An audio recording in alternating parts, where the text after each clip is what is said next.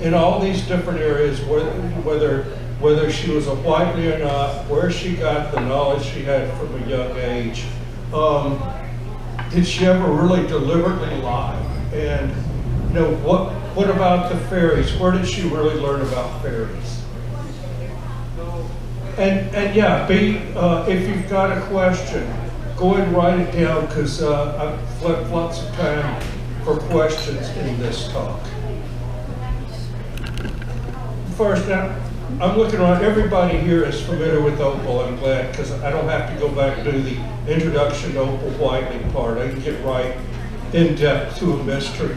But why still read her? This is important. After, she's still controversial. I say she's the last literary mystery of the 20th century. And I still think that's true.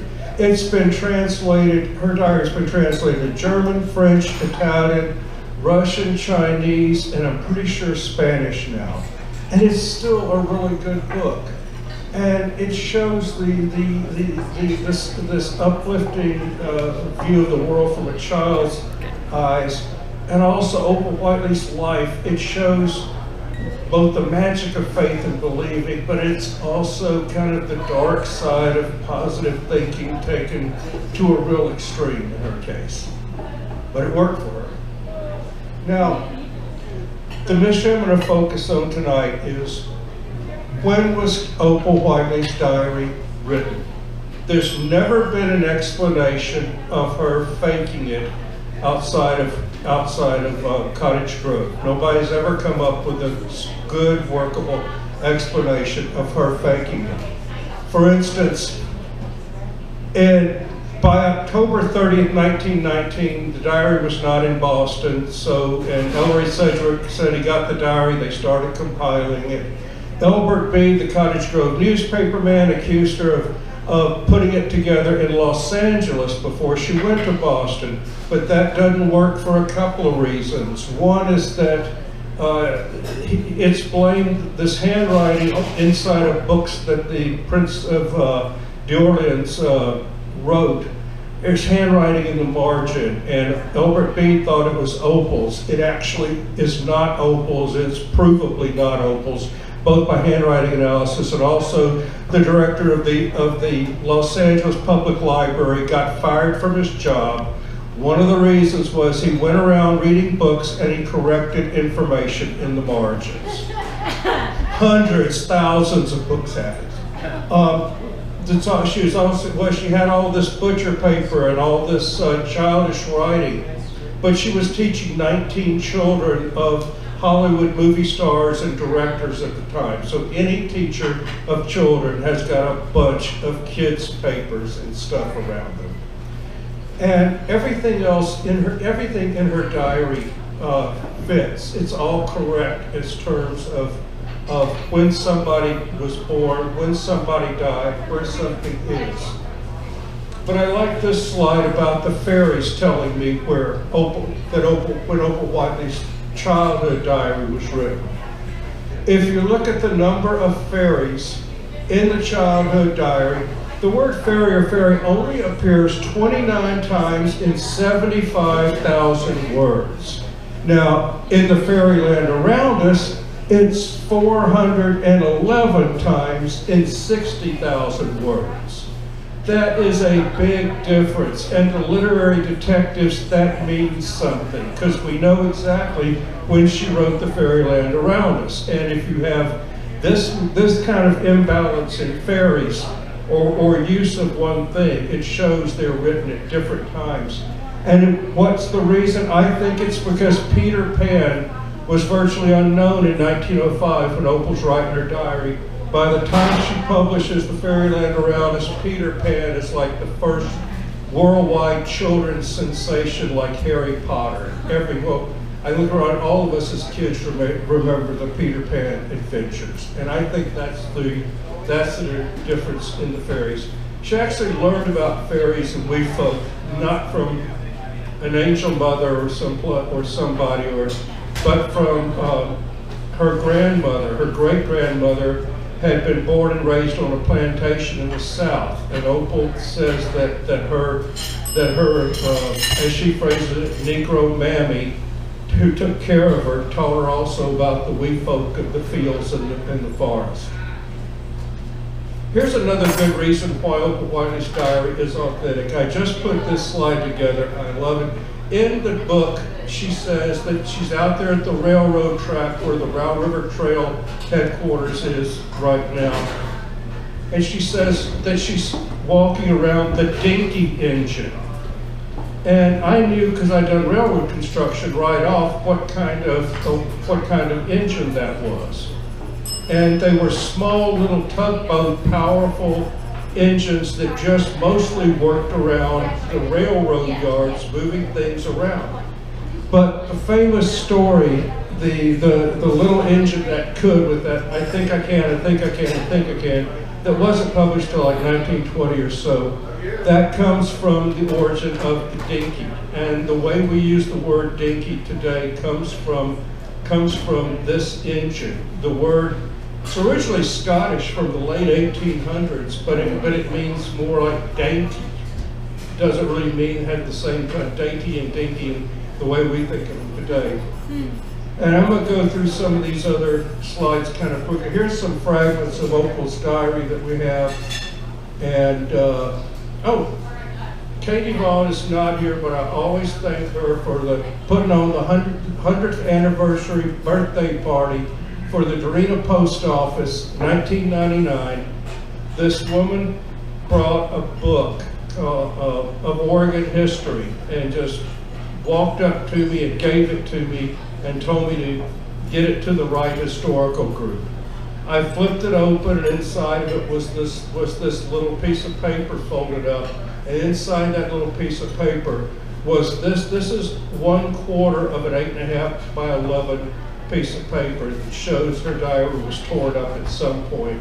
Up here it says, "Dear Composition." She always started diary entries off saying "Dear Composition" because she wrote in composition notebooks.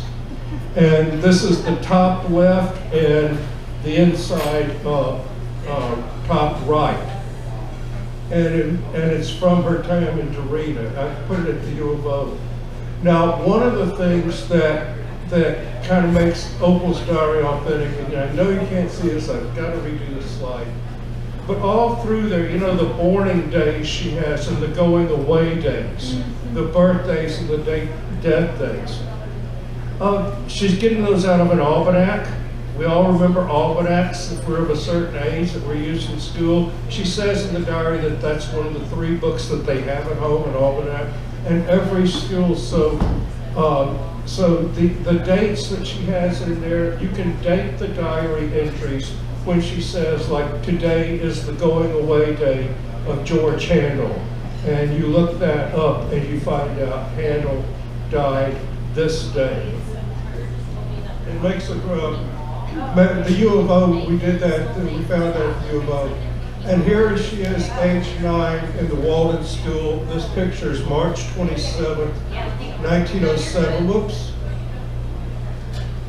And yeah, there's about age 9. Sorry about that. Here she is there. I can't see him, but that's Mike Mosby, a very well-known person. And if you went, I wish a few years ago that I'd asked some older people to identify kids in the classroom. But this is you see this little smudge on the wall there. Her teacher, she looks pretty exhausted. You know, that's a 1-room schoolhouse, and I think she's teaching 6 or 8 grades. That's, you know, it's a lot of kids, and in those 1-room schoolhouses, big kids taught little ones. Now, if you look here, that smudge on the chalkboard turns out to be a calendar, and the date is March 27th, and March 27th on a Wednesday. That means my picture was taken on March 27th, 1907. And this is the grandparents' house out at Mosby Creek Road and Lang Road. And she didn't live in this house, but this is this is on the property that she lived in, and is a house exactly like she lived in. But this might have been Elsie and her young husband's. This is the lane. The lane's still there today. This, I treasure this picture. It was given to me by John Wilson, a real mentor to me. This is a family reunion, McKibbins and Pattons on Mosby Creek. And without John Wilson, we would have never had any kind of picture of Sadie McKibbin. It's the only known picture. And her bun, her hair is up in a bun. And Opal's Diary in July, and this picture was taken in July, describes her helping Sadie McKibbin put up her hair in a bun. The man with gray neckties who's kind to mice, real name George Miller. He wore gray neckties all of his life. This is a picture of at the 20s. This is a picture of when Opal Whiteley knew. And this is the man that I think is the real model for Angel Father. This is her Uncle Henry Pearson. He was a gold miner around here. He made one of the biggest gold mining strikes in Bohemia's history that really kicked it off. And I've written a PDF. I've got it printed out here. There's a PDF on my website that you can go to and read. It's about 40 pages long with all the documentation of how important he was and why I think he's such a ringer for Angel Father. Like, now that's the Prince Andre d'Orleans, the man Opal later was to say was her Angel Father. But let me show you the similarities between Henry D. Pearson and Henry d'Orleans. They both had the same first name, middle initial. They both traveled to far lands. Pearson was a miner who did mining down in South America, Alaska. He strongly encouraged her education. Both of them are said to have taught her poetry. Both of them are sought to have taught her geology, spirituality, singing, and they both have blue eyes. And Henry David Pearson was named, most probably, he was born in the same year that Henry David Thoreau died. So that probably tells you his family had abolitionist sentiments. And his nickname for Opal, it's in Fairyland around us, was Little Oriole or Little Oriole, like the bird. She had a cousin who was named Merle for blackbird. So she was Oriole. Thing is, that's an interesting ear rhyme for Oriole. So all these interesting things. And Uncle Henry here, who was Opal by far's favorite uncle, he died without disclosing the location of a gold mine. He is supposed to know the location of one of those legendary gold mines up in Bohemia that's lost. And let me tell you, that really would change your view of your uncle. Growing up thinking that he was going to leave money for your education, finding out he was virtually bankrupt when he died, and if he had a lost gold mine, he didn't reveal it. Okay, now we're going to get into the meat of some new material here with this is the first printing of Opal's Diary, March 1920. We were going to have a great celebration in March 2020. The city declared it Opal Whiteley Day, and then of course the shutdown happens. But this is the first 4 chapters of Opal Whiteley's diary in the Atlantic Monthly, and it was serialized. Now the point is the wording, the language, and the French changed dramatically between the first 4 chapters and the rest of them. It's another view of that's what the page looked like. Now, Peter Paul Rubens going to school, he's in the last chapter in the March 1920 edition. Now, let's look at when the French comes into Opal Whiteley's diary. The first 4 chapters in 1920, then in the March edition, have much less French. There's no angel father, no angel mother, no Catholic chants. She uses simple French words, what Ben Hoff call farm French, like cow, pig, goat, rivière for river. is like that, or it's an easy misspelling. Garland, that's another simple word, girls and farm girls would have known. Chapter 2 has no French whatsoever. Chapter 3 has that one line, Comme Petit Francois. Now, Opal had a cousin whose middle name was Francis, and she was out there quite frequently. So I kind of think the wind is saying that. Chapter 4 has no French whatsoever. But then chapter 5 comes out in the April edition of the book. And in chapter 5, then we have Angel Father. Then we have acrostics. Then we have lots of French. Here we have in chapter 5 that incident where the school, Opal, the school teacher, have a confrontation, and Opal gives her the spelling of all these animals in French, and goes back and forth. And also a neat thing, an interesting thing in that chapter, she is kept in at recess for arguing with the teacher, over the French words. And she wants to go outside, but the big children, they're playing this game, Black Man. And she doesn't want to do that, or what she wants to do is go to the Riviera. So I spent a lot of time learning what Black Man was, and I've had a hunch. So yeah, it was a racist game where it's kind of a game of tag, except when you caught the black man, you could mock lynch him. And it was like, tag, you're it. You're the black man who runs around. Okay, chapter 5 begins the April 1920 Atlantic Monthly. It's also the very first mention of Elsie and her young husband, and much more. The boarding and going away days really get started in this chapter. So Elsie is actually Leela Guru.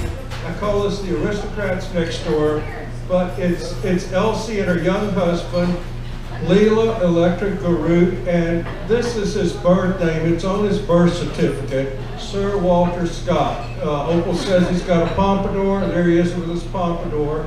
And the neat thing about Leela Guru is that she's descended from French aristocracy. So where does Opal get the remote idea, even from the get-go, that she's related to French aristocracy? She gets it from her Aunt Leela, who lives next door to her.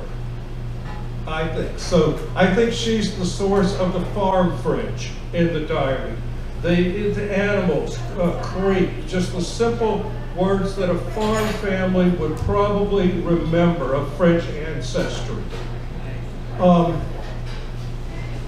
Now, to show you her importance, even though she doesn't come in until chapter 5, she's mentioned 46 times in the diary, more than anyone else except the mama, Elizabeth White. Yes, so Elsie is important. Elsie's great-grandfather, who is he? And as I'm digging this stuff up a few years ago, I'm asking myself, this is easy to find out. Why wasn't this known years ago? Lots of people knew this. Because the Garuts were very proud that they have a great-grandfather who came here, who was a cousin of the King of France. And he was childhood friends with General Lafayette and fought in the Revolutionary War. And there's a Wikipedia page about Michael Antoine Garut. And our Garuts here are directly descended from him.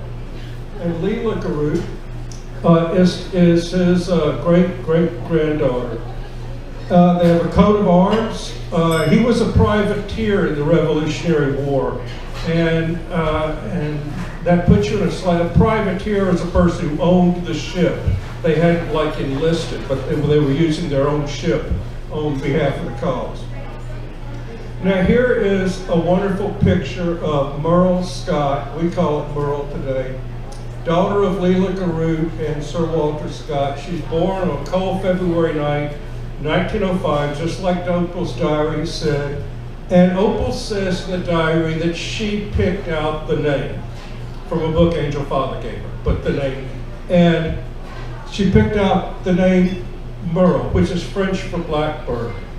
Now, Leela Garut's son confirmed to me that his mother really did pick out his sister's name. Oh, no, he really was, Merle's son told me that she really was named by Opal, which is kind of a neat confirmation, and you can see the similarity. Now I've shown some of these papers.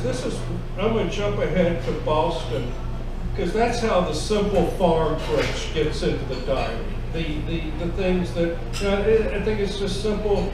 There's a woman living right next to her that Opal knows real well, who doesn't speak French, but knows a few French words from her family, who is directly descended from European aristocracy.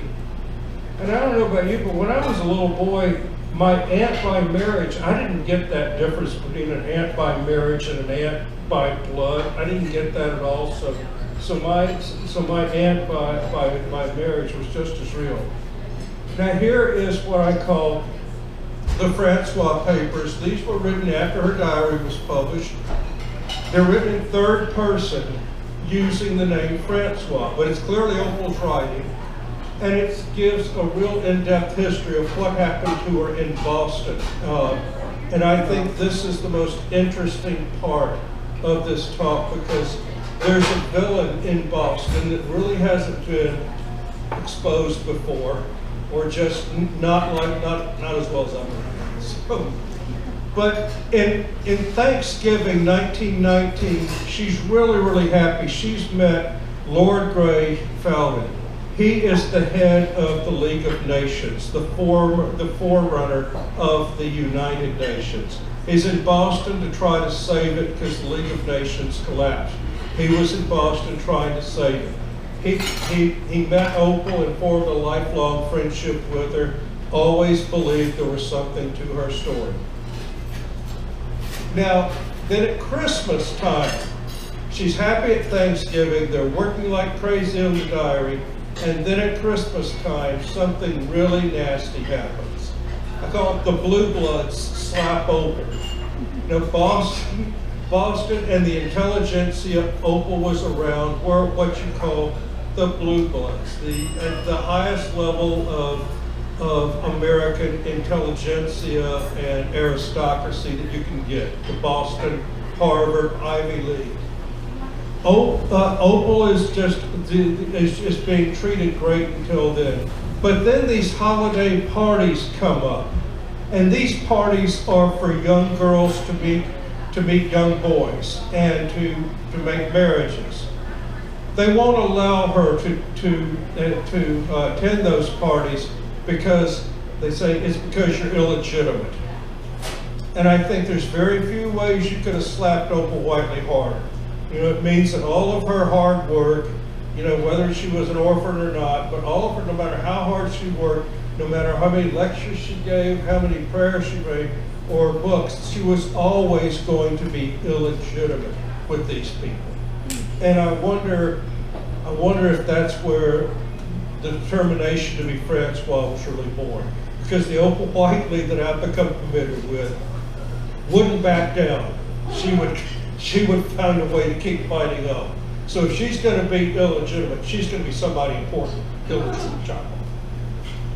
Now, right after the first edition, the first Atlantic Monthly March magazine comes out, a woman enters the picture, and her name is Elise Ravenel Dwayne.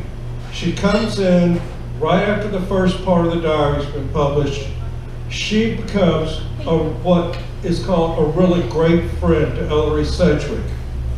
And very quickly, she gets Ellery Sedgwick to have her be the only person who was allowed access to Opal. Ellery Sedgwick in the Atlantic Monthly could always say, we watched Opal every minute of the creation of the diary. No way she could have falsified anything. It's all just like we say.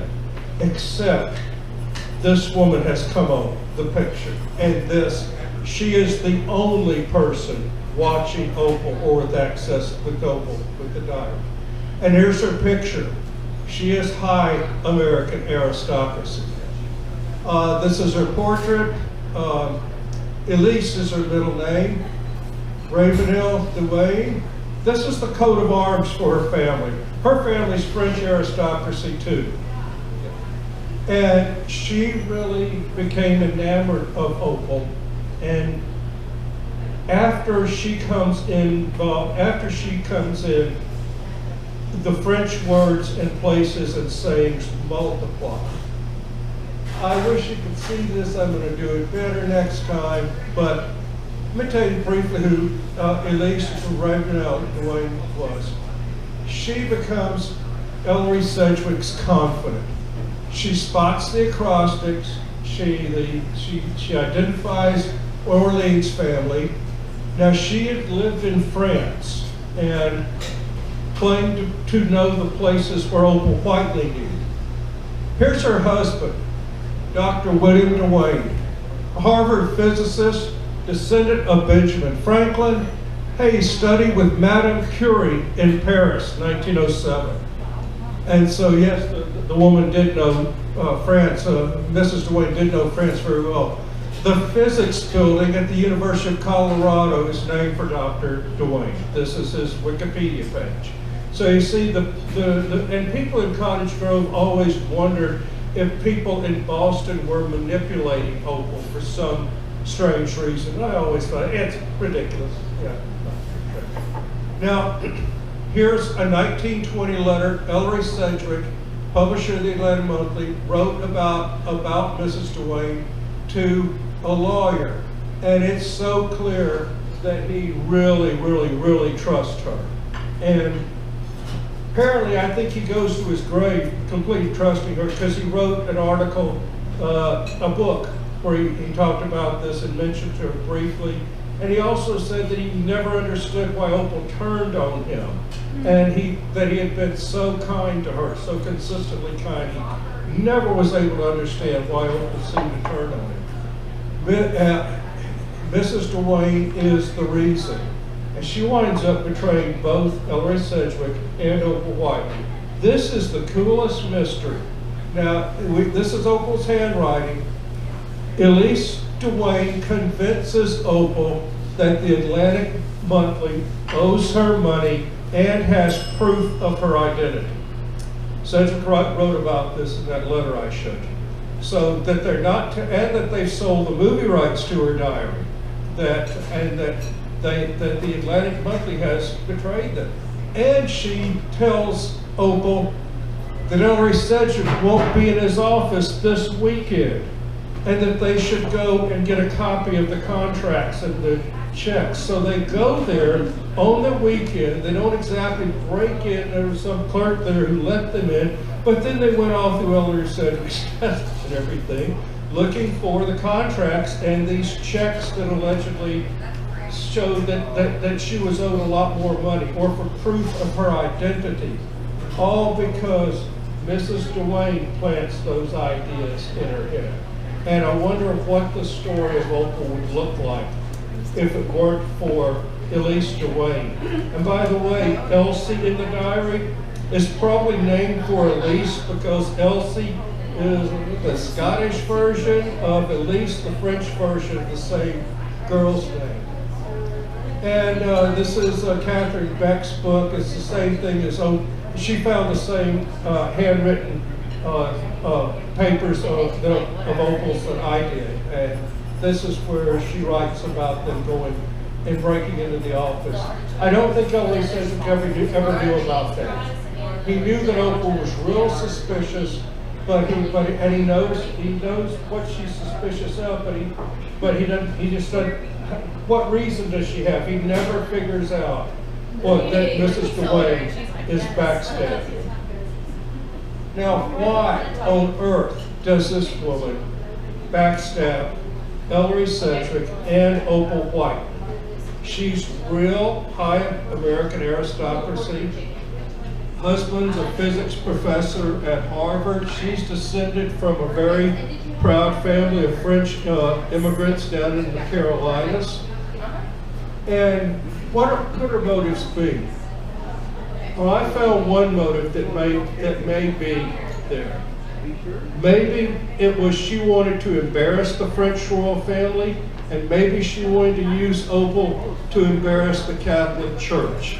Because something not many people know, or there's a little test on your knowledge of religious history. Who knows who the Huguenots were? Yeah. If you know your church history, Huguenots are a big deal in France. These were the Protestants that the Catholic Church, over a period of like a couple of hundred years more, they had numerous purges of the Huguenots, and France finally formally apologized in 1985. But they figure at least 3 million people were killed in these religious wars, some of the worst religious wars. And guess what? Elise Ravenel, the Ravenels are very high aristocracy from that Huguenot line. So yes, that is an interesting motive. If she could do something to embarrass the French royal family, and yeah, would that be a motive that would attract a Huguenot? Yes. And I don't see the slide in here, but yeah, the family's still very interested in their Huguenot ancestry. One of her granddaughter, it's named after her, married into the DuPont family, and she was elected governor of Maryland. And her Wikipedia page talks about she redid the governor's mansion, decorating it as in French decor. So they still keep up with it. Is Marlon going to try to interrupt me? Oh, sorry. Oh, okay, good. And then I'll come up with a trivia. I'll explain a trivia. I was just going to throw out, there was, I haven't found this webpage in a good while, but I talked to them. There was one family of Bourbons directly descended from the Rulons who accepted Opal Whiteley as an illegitimate daughter of Prince Henri d'Orleans. And the fellow told, there she is on their webpage. The man told me he thought she looked just like his aunt. And the more I learned about Prince Henri d'Orleans, the more I learned why aristocrats in Europe were quick to believe Opal's story of being his child. I mean, think of it, if he was gay or celibate, no chance. But let's suppose he had a reputation for running around and sleeping with lots of different women. The odds of a child of Henri d'Orleans out there increased astronomically. How Opal could have ever known this. She's buried in London's aristocratic Highgate Cemetery under both those names. This is one of the last pictures of her in the Asylum. And by the way, the next part of this, I'll pause for questions after this, but the next part of the slideshow would go into, was she crazy, or did she have, clearly she had something wrong with her, but what was it? I can make a strong case. I think it was autism, Asperger's. She had just about all the signs, and back in her day, child geniuses were kind of rare, but now if you go online and look for child geniuses, like kids in the 3rd grade who are writing novels, yeah, you'll find them out there. Hey, she's some sort of princess. She's got, how many college dropouts have their statue at the entrance of 2 libraries? We have it on our Cottage Grove Library, and this is a lovely garden right at the Knight Library at the U of O. Ella Tyson is the sculptor, and she did both of these, and we're really indebted to her work because it's a beautiful statue. I'm going to conclude here with a pitch again. Most of this research I'm going to talk about is buried inside this book I call the Fairyland Diaries. You can print it out, although it's better read online because there's 111 pages, and I think 100 of them have pictures on them. So your printer is going to be working overtime to print that out. But it's got one version with 300 research notes for 180 diary entries, and the other version is clean, no research notes, and it's organized by month. the diary entries, and I have dates, and oh, there's like 35 new pets. There's some great news stories about they have to quit using the Bible for naming their pets because they've run out of names in the Bible. And they found some other book that was full of European people. Now, it really wouldn't be fair and balanced, as they say. I think Opal Whiteley wrote the vast majority of the diary in childhood, like she said. And I think it was added to in Boston. And you're probably the first crowd tonight to hear a really, this is the person who may have worked with Opal Whiteley to add French in there. Because when Elise Ravenel Duane enters the picture, the amount of French just explodes, and it becomes more complex French. It's places, it's people. It's not just cow, pig, duck, like simple farm French. This is from the Fairyland Around Us, and I've in the Fairyland Diaries, and she's remembering when she's age 3. Now, this diary entry, here she says, I was 3 then and had my daily lunch counter for the birds on the windowsill. And since she was only 3, it was rather trying because she couldn't go out in the snow and play with these chickadees. She loved feeding the chickadees. And you look it up, and first of all, it doesn't sound like a child in Europe. And chickadees at that time weren't in Europe, I don't think. Here's another place in the Fairyland Around Us, Pandora the Pet Chipmunk. And here she talks about being 3 years old. Look at the way read the way she phrases. Long time ago, before that birthday that made me 4 years old. Before that birthday that made me 4 years old. What a way to say when I was 3. So, Pandora the Pet Chipmunk. The mother's got a mother and her aunt's got a guest coming. They have a nut salad out on the table. Pandora jumps onto the table, grabs the nut salad, and runs out. And Opal's been trying to train her up in the way that she should go, but she can't make her do it. And she concludes with, "That's a lot like how Mama feels about me." It's a really cute paragraph. And finally, there's so many people, I won't call all their names in theory, but all these people that have helped me over the years. The University of Oregon, that the Center for Advanced Technology and Education, it got closed, it got advanced enough. Lake John Wilson of Cottage Grove, my first historical mentor. The Marcola photographer, Curtis Irish. I wouldn't have been with the Asian celebration without him. He dug up the original pictures and newspaper stories about Asians in the Mohawk Valley. And we went on and my dear wife, this is from when she worked at the KNND, the radio station, and she was Karen Hamilton on the world. Oh, man, I certainly, all my talks are kind of dedicated to you. That's still. And finally, come to the Asian celebration, July 31st, free admission. It's at Alton Baker Park. It's going to be fun. That's a picture of my exhibit when it was inside the Lane Event Center. But free admission, and yeah. So thank you all so very much, and I really appreciate it.